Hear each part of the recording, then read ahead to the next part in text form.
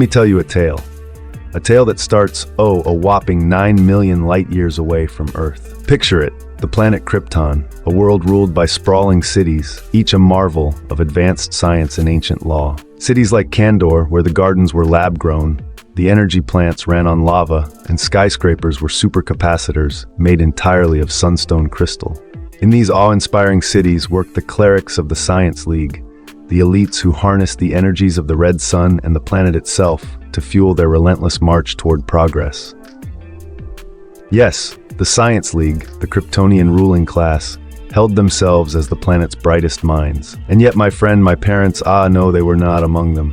Now imagine a humble farm on Krypton, far from the grandeur of Kandor. There, Lara L., a mechanic with a knack for fixing what others couldn't, was helping a farmer repair his harvester. They chatted about the sky department being late with the rain, a simple yet crucial detail. Through their conversation, we come to learn that the upper class controlled the sky department and, by extension, the rain itself. Oh yes, the blue-collar folks like this farmer had to shell out absurd amounts of money to buy that life-giving rain for their crops.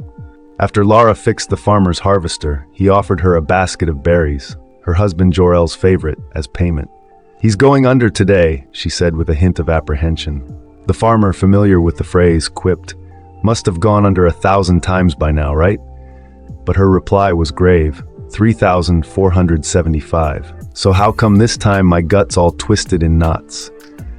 And as if on cue, the rain the farmer had ordered finally arrived, cascading down with an indifferent precision. Now hear this. In school, Lara L. was no ordinary student. No, she was brilliant, destined for greatness.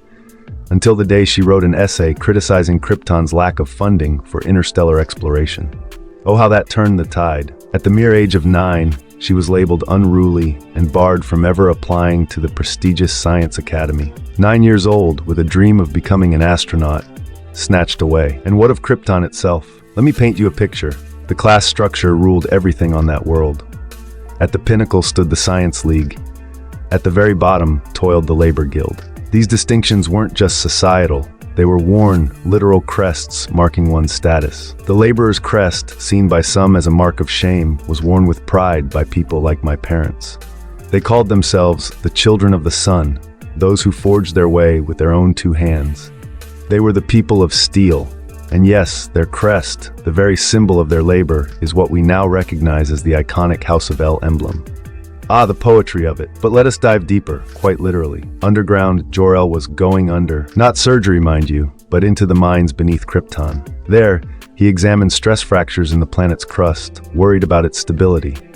And how his concerns were brushed aside by the arrogant elites. One such higher-up sneered, "Take a good long look at my chest, then glance down at yours. Go march yourself upstairs and tell those diggers the League of Middle Management said to get their sorry skin sacks back to work." Dismissive, condescending, but just as they prepared to leave, the ground began to rumble ominously. Jor-El was no stranger to defiance. Once set to graduate from the Science Academy with impeccable marks, he had been destined for a high-ranking position in the ruling class. But at his graduation ceremony, he delivered a speech condemning the Science League's reckless environmental policies.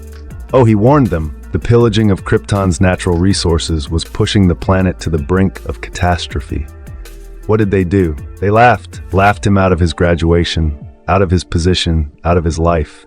But he was right. As the mines began to erupt with green lava, kryptonite, or so we might guess, Jor-El's fears took shape. The planet was rotting from within. Kal-El, his son, recounts this with stark clarity. Krypton was doomed. The towering cities, the red-tinged plains, the crystalline forests, and the great glass mountains of Zard.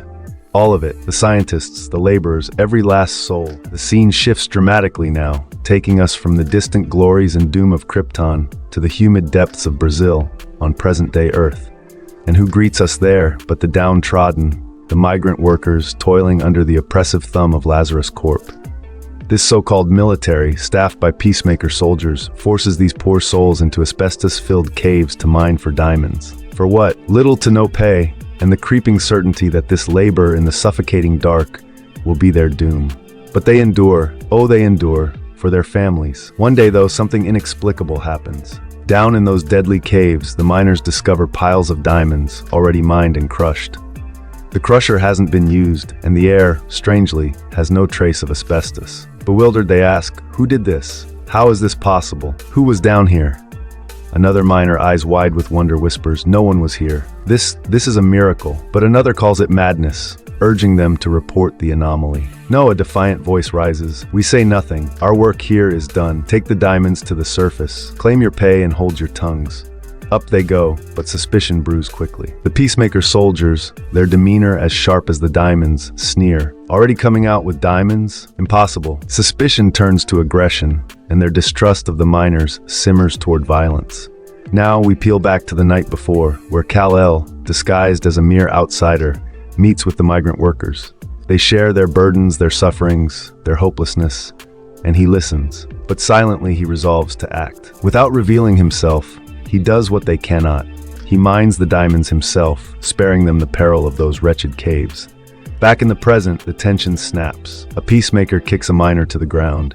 "Do you think we're stupid? These diamonds didn't mine themselves. Someone among you broke the peace. Who was it?" Another soldier mocks them. "After everything Lazarus has done for you animals, this is how you repay us." Before the tirade can continue, the head count is reported. All accounted for except one. And where is that one? Imagine this.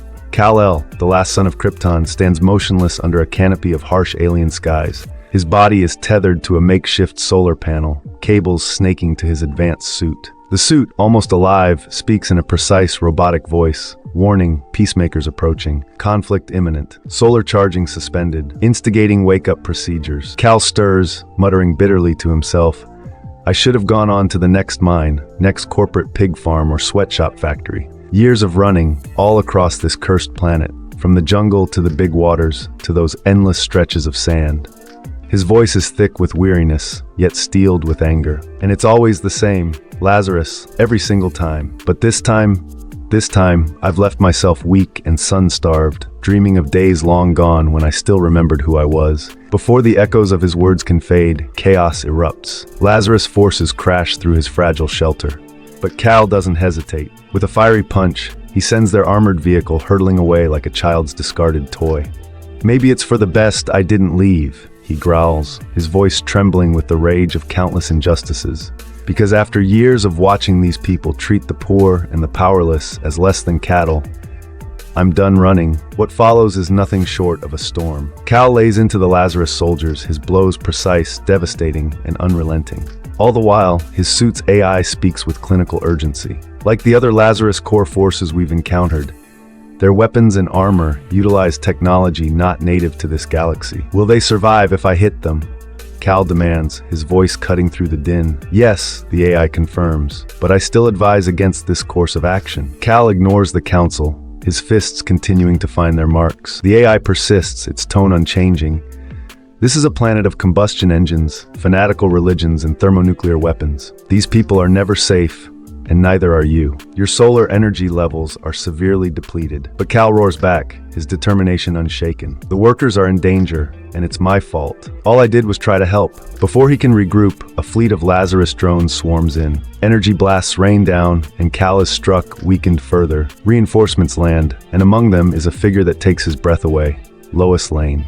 She addresses her commander, her sharp eyes fixed on the scene before her. Like before, there's interference in the images. It's the suit. Look closely. You can see it shifting, changing, like living armor protecting him. And sometimes, she hesitates, her voice dipping into disbelief. "I swear he's talking to it." Her observation holds truth, for the AI within the suit is no mere tool. It is an extension of Kal, sentient and resolute. Its shape-shifting capabilities are astonishing, reforming to shield him in ways beyond comprehension. But Kal, pushed to his limits, lets loose a massive solar blast, frying every drone in his vicinity. The battlefield falls eerily silent for a moment. Then, the hum of helicopters fills the air, followed by the ground-shaking rumble of tanks. The AI, ever protective, pleads with him.